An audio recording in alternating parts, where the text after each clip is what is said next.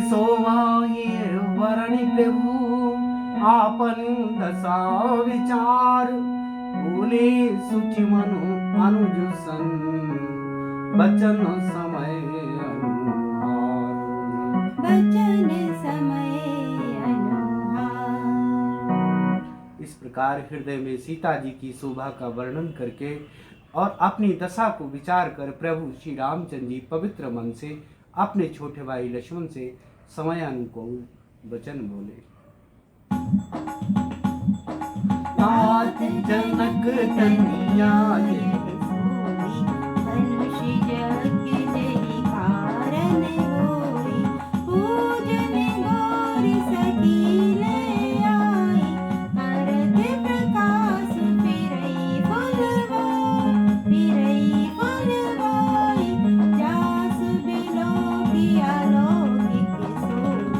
सहज पुनीत मनु धोवा सो सब कारण जाने विधाता पर कहीं सुबद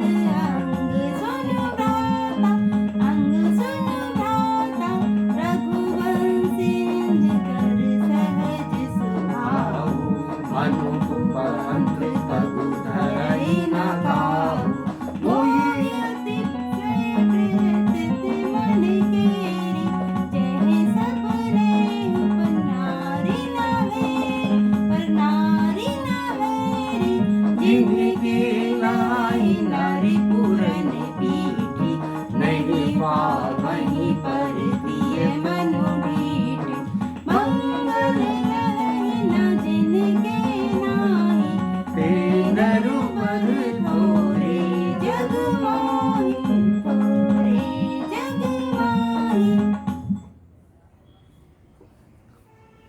हे ताती है वही जनक जी की कन्या है जिसके लिए धनुष यज्ञ हो रहा है। सखियां इस गौरी पूजन के लिए ले आई हैं। ये फुलबाड़ी में प्रकाश करती हुई फिर रही हैं, जिसकी अलौकिक सुंदरता देखकर स्वभाव से ही पवित्र मेरा मन क्षुब्ध हो गया है। यह सब कारण अथवा उसका सब कारण तो विधाता जाने, किंतु हे भाई सुनो, मेरे मंगलदायक दाहिने अंग फड़क रहे हैं। रघुवंशियों का यह सहज जन्म गत स्वभाव है कि उनका मन कभी कुमार पर पैर नहीं रखता। मुझे तो अपने मन का अत्यंत ही विश्वास है कि जिसने जागृत की कौन कहे स्वप्न में भी पराई स्त्री पर दृष्टि नहीं डाली है। रण में शत्रु जिनकी पीठ नहीं देख पाते, अर्थात जो लड़ाई के मैदान में भागते नहीं, पराई स्त्रियां जिनके मन और दृष्टि को नहीं खींच पाती, और भिखारी जिनकी यहाँ से ना ही नहीं पाते, खाली हाथ नहीं लौटते, ऐसे श्रेष्ठ पुरुष संसार में थोड़े ही हैं। करत मत कही अनुज सन मन सिय रूप लुभान, मुख सरोज मकरंद छवि करई मधुपोई पान। करई मधुपोई पान। यो श्री राम जी छोटे भाई से बातें कर रहे हैं, पर मन सीता जी के रूप में लुभाया हुआ है। उनके मुख रूपी कमल के छवि रूप मकरंद रस को भौरे की तरह पी रहा है। चित्त वही चकित जहूं सीता, कहाँ गए रघुजी सुमरु चिंता। जय बिलोक मृग सावक नैनी, जनु कहे बरिस कमल सित सेन, कमल सित सेनी, लता ओट तब सखिन लखाए, श्यामल गौर किशोर सुहाए। देखी रूप लोचन ललचाने, हर्ष जनून निधि पहचानी। पहचाने।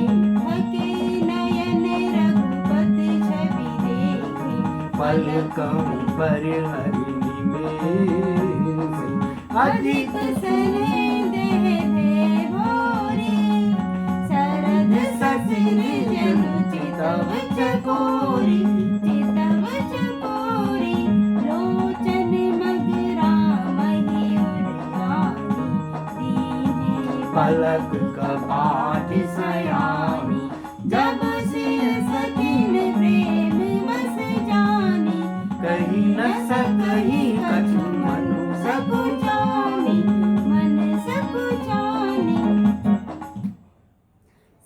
जी चकित होकर चारों ओर देख रही हैं। मन इस बात की चिंता कर रहा है कि राजकुमार कहाँ चले गए।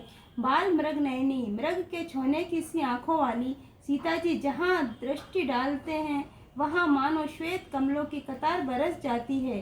तब सखियों ने लता की ओट में सुंदर श्याम गौर कुमारों को दिखलाया। उनके रूप को देखकर नेत्र ललचा उठे।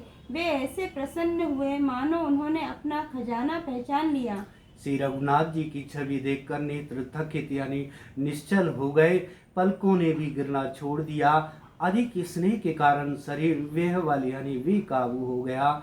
मानो शरद ऋतु के चंद्रमा को चकोरी यानी बेसुध हुई देख रही हो। नेत्रों के रास्ते श्री राम जी को हृदय में लाकर चतुर शिरोमणि जानकी जी ने पलकों के किवाड़ लगा दिए, अर्थात नेत्र मूंद कर उनका ध्यान करने लगी। जब सखियों ने सीता जी को प्रेम के वश जाना तब वे मन में सकुचा गई, कुछ कह नहीं सकती थी।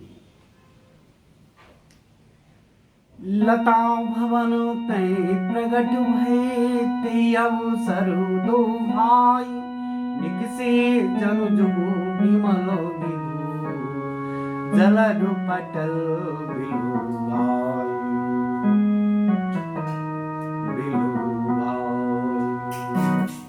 उसी समय दोनों भाई लता मंडप कुंज में से प्रकट हुए, मानो दो निर्मल चंद्रमा बादलों के पर्दे को हटाकर निकले हों।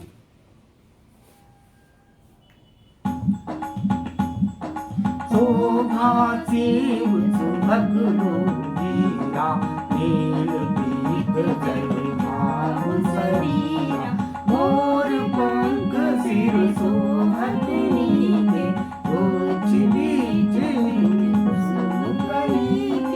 कुसुम कली के, भाल तिलक श्रम बिंदु सुहाए, श्रवण सुभग भूषण छवि छाए, बिकट बिकुट कचे घूंघर वाले, नभ सरोज लोचन रत्नारे, लोचन रत्नारे, चारु चिबुक नासिका कपोला, हास विलास वेग मनमोला, मुख छवि कहे न जाय मोहि पाई, जो बिलो की बहु काम लजाई, काम लजाई, उर मनि मार कंबु कल दीवा, आम कलप कर भुज बल सीवा, सुमन समेत बाम कर लोना, सावर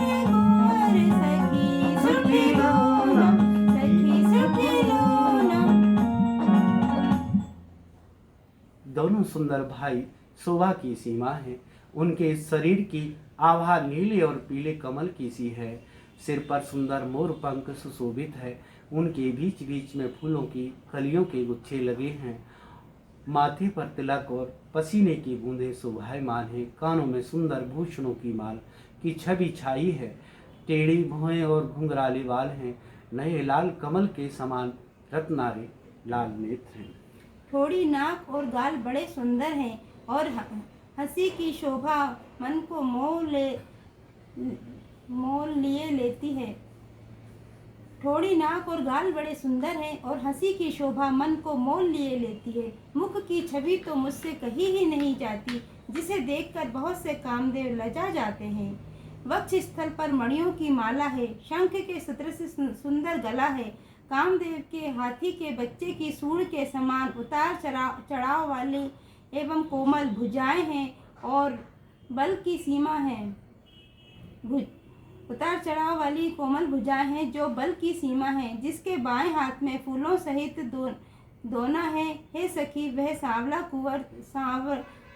कुंवर तो बहुत ही सलोना है।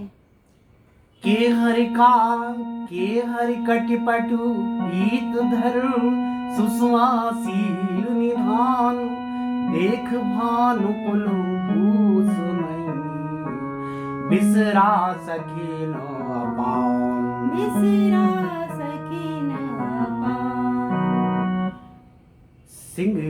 सिंह की सी पतली लचीली कमर वाले पीताम्बर धारण किए हुए, शोभा और शील के भंडार, सूर्य कुल के भूषण श्री रामचंद्र जी को देखकर सखियां अपने आप को भूल गई। धीरज कुमार सयानी, सीता संग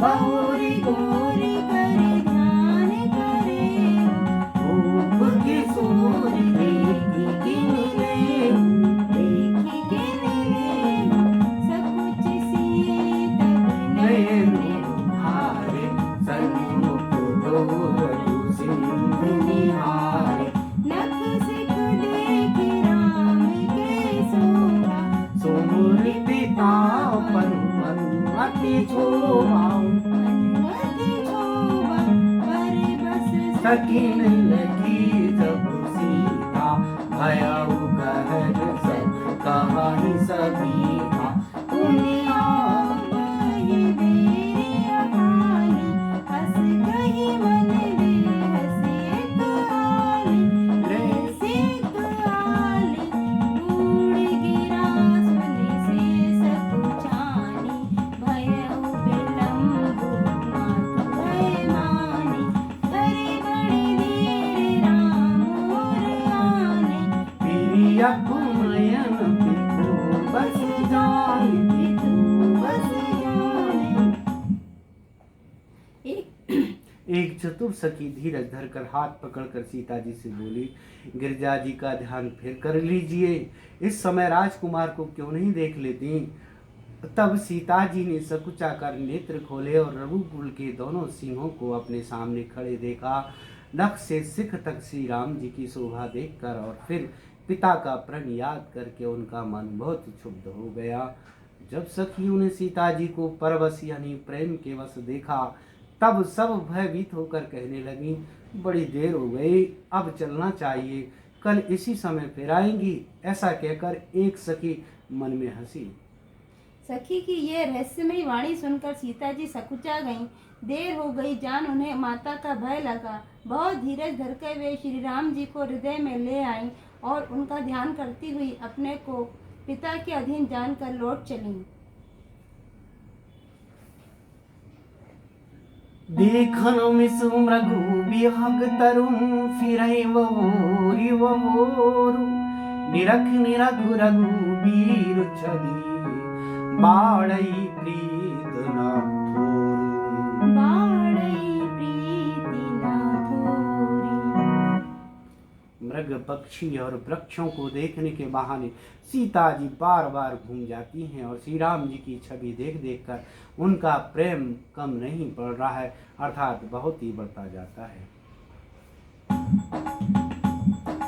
जानी कठिन सिंधु चापू चली राखी सब,